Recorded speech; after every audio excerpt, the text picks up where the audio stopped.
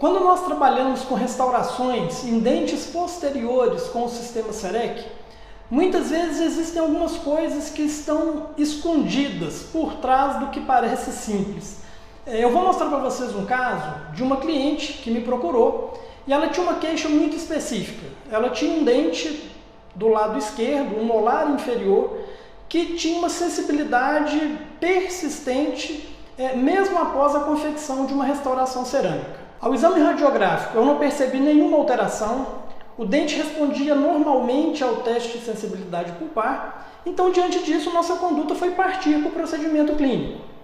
Então, aqui nessa foto, eu já tenho a vista inicial do dente, eu fiz uma fotografia utilizando a câmera intraoral do CEREC e essa vista logo após a remoção da restauração.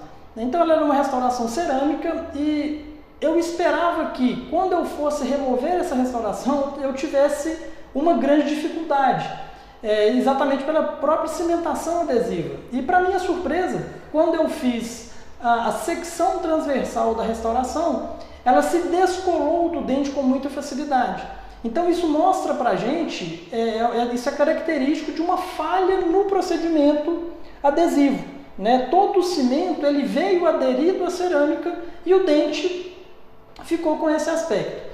Então, diante disso, eu consigo observar nessa foto um dente com um baixo potencial adesivo. A gente vê uma área grande de dentina reacional e o preparo do dente ele não estava apropriado para a restauração cerâmica e muito menos para favorecer esse potencial adesivo.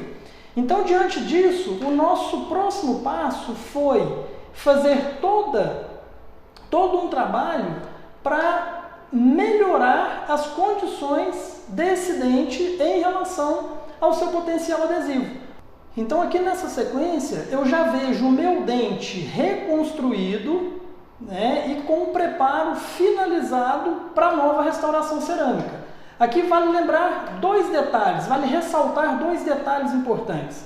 O primeiro é que após a remoção daquela restauração cerâmica, foi feita uma limpeza cuidadosa da dentina, foi realizado um selamento dentinário imediato. Para isso nós utilizamos o adesivo Clear Fill e uma reconstrução com uma resina Bulk Fill para proteger essa dentina. E além disso foi feito um término em ombro aqui na face vestibular para a gente conseguir uma melhor área de assentamento para a nova restauração cerâmica e ter uma área melhor adesiva, expondo um esmalte em melhores condições para o nosso novo procedimento de cimentação.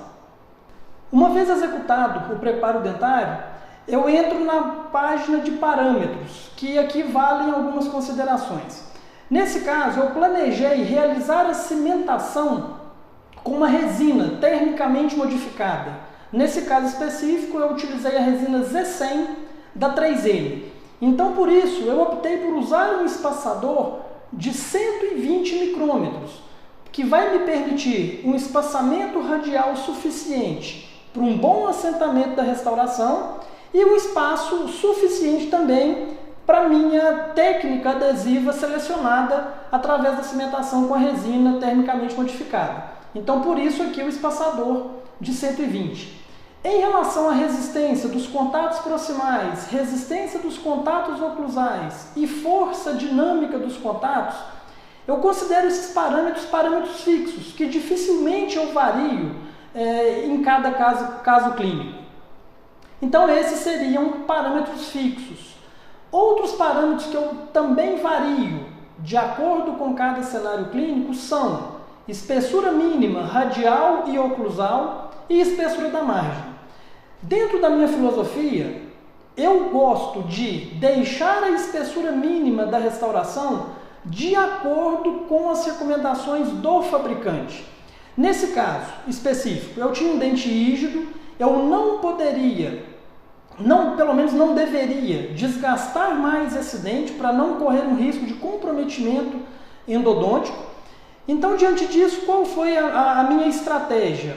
Eu optei por um material que, com uma espessura mínima de 1000 micrômetros, ou seja, de 1 milímetro, ele me daria resistência suficiente para suportar os esforços mastigatórios.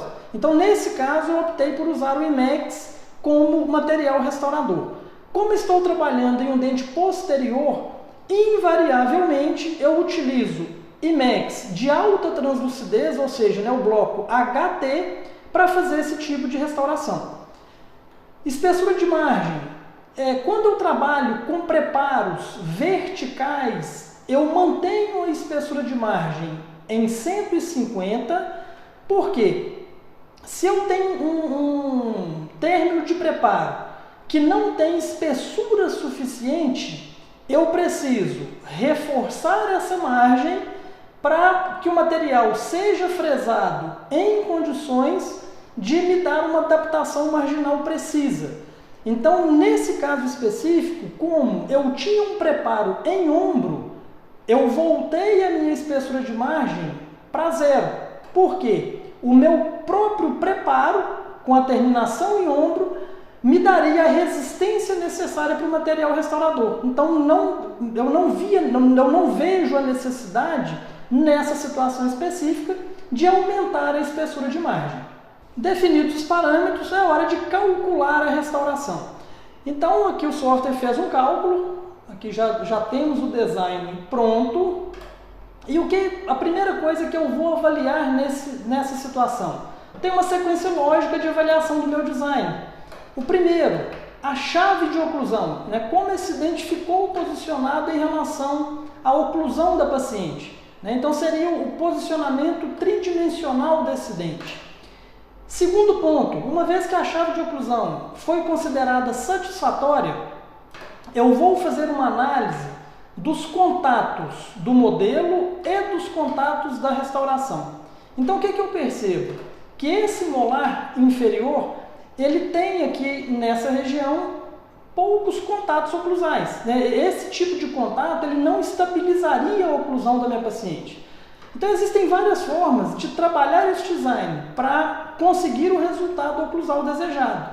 Um deles, e que eu acho bem interessante, é utilizar a ferramenta de forma anatômica, duas direções.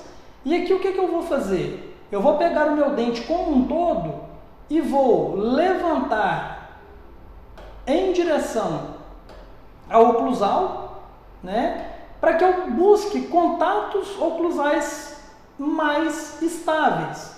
Então, levando para esse ponto, por exemplo, eu já consigo um melhor posicionamento em relação à altura de cristas marginais, em relação aos dentes adjacentes, como eu consigo uma melhoria dos pontos de contato. Porém, nós sabemos que deixar a restauração com esse nível de contato oclusal, eu vou ter essa restauração muito alta. O cliente vai morder e vai ficar com uma oclusão inadequada.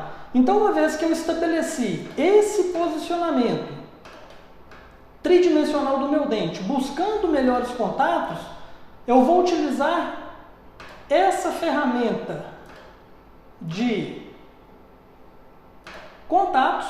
E o que ele vai fazer? Ele vai manter o posicionamento básico da oclusão, porém, ele vai fazer um ajuste automático desses contatos oclusais de acordo com os parâmetros estabelecidos na fase anterior.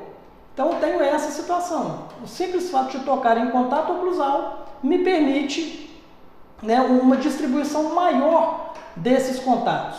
E aqui vale ressaltar que nós podemos ainda fazer pequenos ajustes de forma com o objetivo de buscar ainda mais contatos em áreas estratégicas que permitam uma melhor estabilidade oclusal.